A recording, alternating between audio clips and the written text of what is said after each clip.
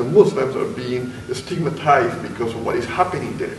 And I agree with you and all of you about educating the community, and this is what we're doing right now too. So it's letting them know that this is just small groups doing the big damage to a name. And as well as you said, it's not only to the Muslims. Colombians suffer a lot because of the drug dealers, there being the Italians with the mafia, and there's too many things that over the history. Oftentimes people think that it's the Muslims who are the #1 perpetrators of terrorist attacks against the Western world. But that's actually inaccurate, and the media overemphasizes that. But if we were to take a look at the statistics, Muslims are not the #1 group of people who are responsible for terrorist attacks. And in fact, Iraq is the #1 country in the world who gets the most terrorist attacks out of all countries, other countries, from ISIS. So we have, terrorist attacks from so-called Muslims on Muslims. They're killing Muslims. The theme is really heavy. We can talk about this for years. But what should the community do or understand about the hijab, about what the women or the Muslims, all of them, are suffering because of what these groups are doing? So I think it's important to just understand that the hijab for many women is just one part of their identity. We're a whole other person beyond just what we cover our hair with. So many of us have professions that we're very proud of, that we work in, whether we're doctors, lawyers, business professionals, teachers. We have that aspect of our identity. Many of us associate ourselves with what the roles that we play within our families and our communities. As mothers, daughters, sisters, community activists, role models, leaders, that type of thing. And so I think if there was a message that I could give out is that the hijab is just one aspect of who we are. We choose to cover ourselves much in the same way that you choose to wear a dress shirt or whether you choose to wear ripped jeans. It's just another form of who you are and identifying yourself. It is also a very important part of our religion. It is one part of our faith. Whether you choose to wear it or not is a kind of a personal part of your personal journey, but it's still, like I said, just one facet of so many other things. Barbara, can you tell us your experience?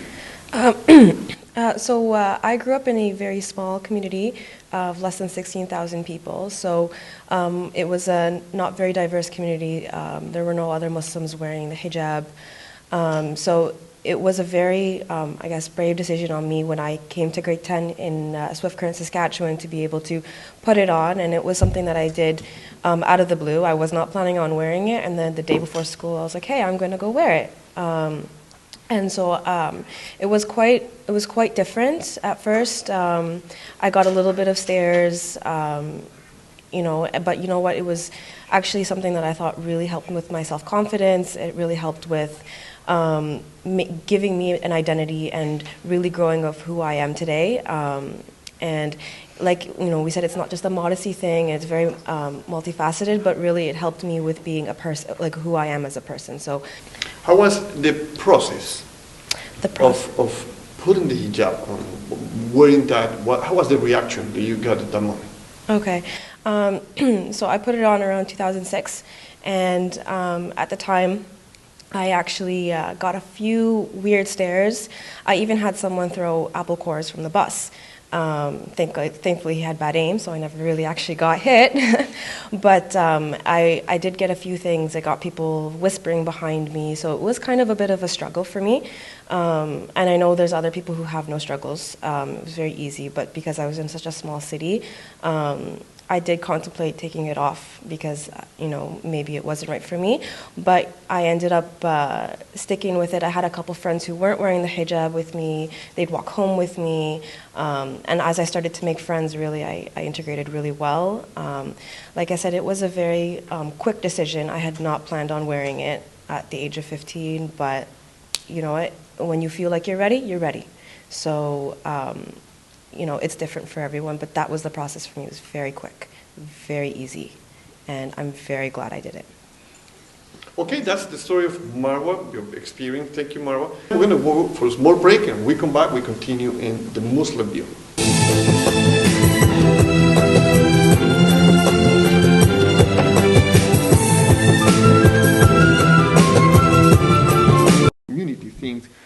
going on inside of a Muslim family. So Imam, as a father, how that is being a father of a girl who is growing, a Muslim girl? How Islam look at the family. Family in Islam is very important element, and if you see that through the books of scholars and those who were driven from the verses of the Quran and the teaching of our Prophet Muhammad, peace be upon him, we can see the family that's really take pages explaining how the family structures has to be performed, and how the family has to be active, and also to build the strong family. And therefore you will see that talking about family laws and family structures in the books of Muslim scholars, it's take more than even talk about prayers and other worship of act of worships. So it's a beginning. It starts from the beginning when the marriage took place. When the marriage took place, that the husband and the wife has to choose themselves on some basis, that the husband has to be religiously devoted, and also he should choose a woman that's religiously also devoted, that the message can go smoothly to the kids, and they don't need to tell them to pray, they don't need to tell them to fast, they don't need to tell them to wear hijab. That in my case as a father, I did not have I did not do that. So, because my wife was deeply religious family, she belonged to a religious family, and also from our sides. So when we take care about our kids, we prayed in the house and we fast, and we practice the simple Islamic practices that everyone's doing, and we did not have we did not tell them is to wear the hijab. When she reached, my daughter, especially Rihab now, when she reached the age of puberty, she came to me and she said, "Dad, I'm going to wear the hijab." This was smoothly, and it's not forced, because in the end of the day, as Sister Sarah said in the beginning, if you force someone to do something, this will be against the sincerity, that you're not doing it for God, you're doing it for your dad. And if you're doing it for your dad, or if you're doing it for your mom, it's not going to be accepted, because God only accepts whatever you do for him. You don't do it for others. If I'm praying only to be seen that I'm praying, or if I'm paying zakat only to be seen I'm a generous, or if I'm learning Islam only to be called as a scholar, then this will be against me in the day of resurrection. So it won't help me. So when it's going to help me by educating our kids, what you're doing for the sake of God, and you have to practice what God's telling us exactly in his book. And if we do that, then we will be safe in the day of accountability. Okay, so now we can say that basically nobody's force. It's something that comes to them. So then they take the decision, the girls, they take the decision to wear the hijab without being forced, without being obligated to wear it. And can we say that it's a normal way to do it? It's normally in all the Muslims, the Muslim families, that's the way it works? So I think there's, growing up in Canada, it was very important for me to express myself in terms of my culture and my religion, and to separate it. So my religion is Islam, and I follow certain practices within that. And then my culture is being an Arab Canadian. I grew up in a household where my parents were immigrants, and so they have a lot of Arabic traditions. We see that sometimes the hijab is an element of both religion and culture for some people. The religion of Islam believes that things should be done based on the person's decision in their own sincerity. And that's how it is with the hijab. So as we talk about on this panel, we talk about how it's a choice that a woman should make for herself. We do see that sometimes there's cultural practices where they believe that the family comes to that decision for you, or that because you're part of a certain community that you must abide by certain things, whether that be the hijab or whether it be other things, certain marriage practices, that type of thing. So if we kind of make that divide, we can then say that religiously, it should entirely be a choice that the woman makes. However, culturally, sometimes there's other noise in that some families or that some people practice in terms of their understanding of the hijab and how it should be enforced. So you see these, very stereotypical stories that we hear of the fact that, it was probably her father or her brothers who forced her to wear the hijab. Honestly, when I was trying to think of if I can think of anybody who has fallen under that, out of all of my groups of friends, and I do have many Muslim friends who are from very different cultures, I actually don't know a single one who has been forced to wear it. And the important thing is we're going to try to make kind of compressing what we've been talking. So it's a choice. It's an individual choice which is not forced by the families. So I think we're going to go to a break right now. We're going to go to a small break, and when we come back, we're going to continue with this. This is going to take a few days, I think, in order to finish this panel and to get into a deep conclusions. But roughly, we are talking what is being a Muslim woman and wearing a hijab. Now we're going to go and talk after this break. We're going to talk about what happened in our society where the problem is a big problem. So we'll be back in one moment.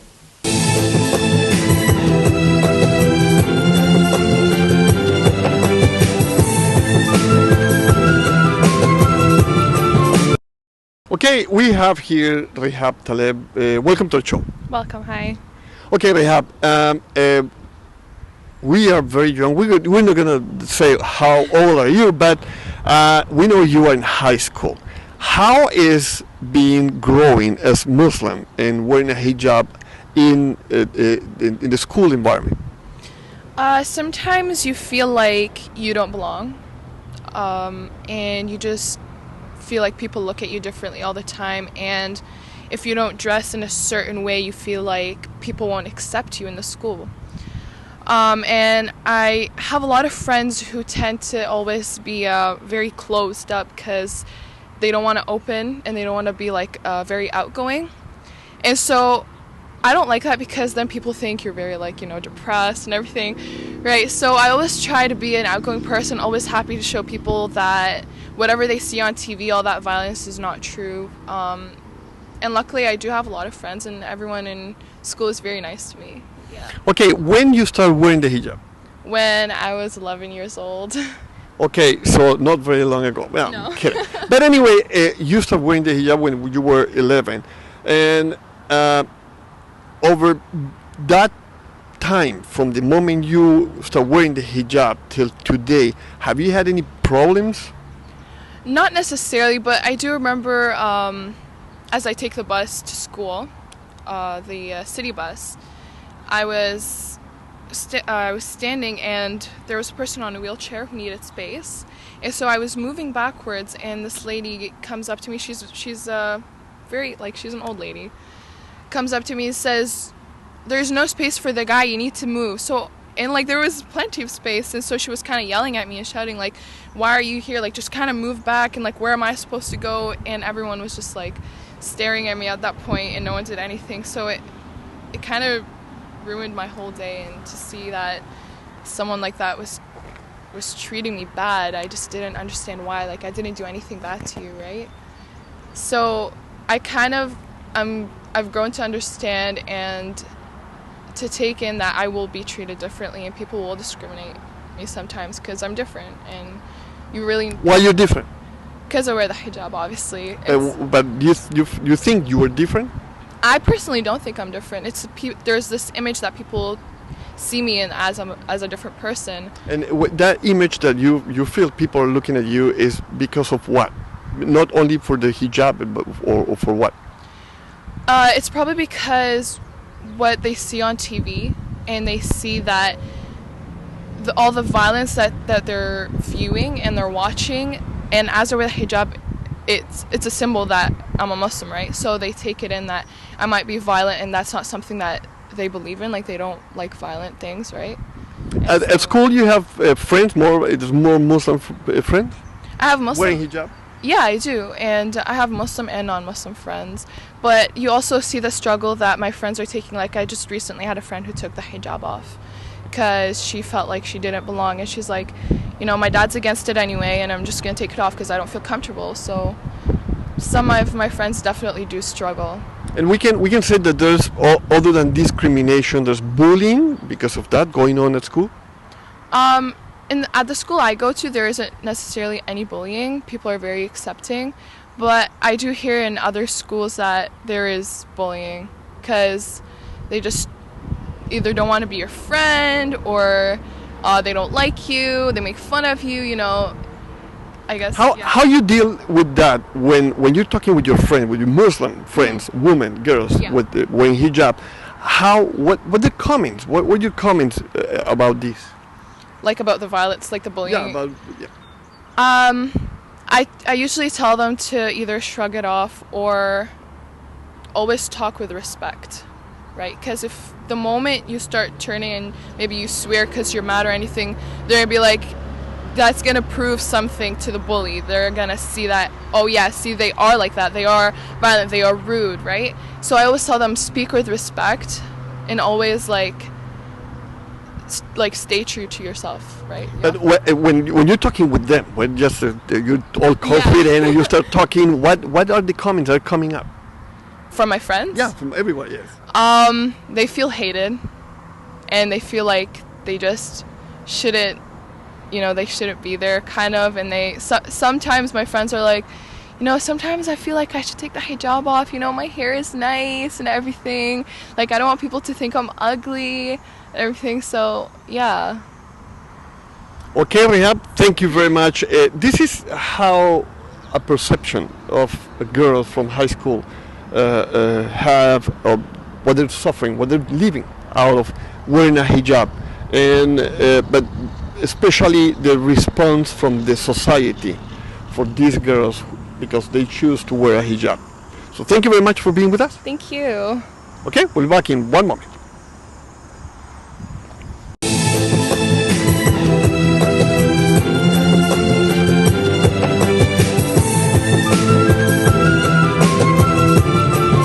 Imam, what do you think about the reaction of the community? Because the community is being divided. We know there's Islamophobia going on, and there's people who are just pro-Islam. So what do you think about it? I would really have two suggestions, one to our community and one to the outside community. To our community is to engage more in all civil aspects, to help in different areas, and to succeed in all their fields, because we do have doctors, we do have engineers, we do have lawyers who are well equipped, who are well knowledgeable, and Muslims also have now the mayor of London, England, he's a Muslim, so we can also interact in a society positively, is to really let the others see what is the true Islam is, and not to take it from the media only. To the outside community, I would really also suggest that that this discrimination and racism, it exists, and it exists in many societies. So we believe the Canadians are, and that our society, Canada, this mosaic, this beautiful country, it's based on this understanding. So the awareness among the Canadians through their agencies that need to be uplifted. And we should not allow racism and discrimination against any groups to exist, because if it exists, then this is really it's damaging to our image in the world. Canada has a wonderful image in the world because of eliminating discrimination and racism. We do have it, but the level of it decreased in years before, but now it seems is increasing against Muslims. So we need to really stop that, and we need to educate our society. This is unacceptable, and this is what Islam came to tell us. There is no difference between white and black, and no difference between yellow and red, and no difference between Arabs and non-Arabs, except to piety. So people should not be judged according to their colors, according to their religion, according to their ethnic backgrounds, according to to their gender even. So they should be really, people have to be responsible for their actions in terms of if they're really against the law of the country. So then we have to work together to eliminate the racism and discrimination on all levels. The only issue maybe that I had is that because I actually took that decision before coming to Canada. So when I came to Canada here, I didn't second guess myself. I didn't want to take it off, but it was a little bit hard of all the questions of people asking me, why are you wearing it when you're so young? And then all the other beautiful questions that people ask. Like, I had legit people ask me, do you actually have hair? Like, are you wearing this because you're bald? And it's, of course, it's not because of that. It's because I love the hijab, and it's something in my nature. Do you think it's fair for women to be treated like that, as you mentioned, just because he's wearing a hijab? I don't. Of course, nobody is. It's not fair for anybody to treat anybody differently because of the way they look or the way they choose to wear whatever they're wearing. I think everybody should be treated equally. I definitely don't treat anyone else who's not wearing the hijab differently because they're not wearing a hijab. Why do you think people are treating that is happening? Why? I think it's because of Islamophobia, basically, and I think people are afraid of what they don't know. So I think if we educate people on why we're wearing why we're actually wearing the hijab and why we're actually dressed this way and what Islam is all about, they would maybe get to an understanding where they're not afraid of it. But I think it's our role to educate people and let them know that why we wear it, and that's why we did the panel today, which was very good. I really enjoyed the talk of all the panel members. They were amazing. And I think we should do more shows like that and go around in the community and integrate more in the community so that they would understand. And if they have any questions, they should just come and ask us, right?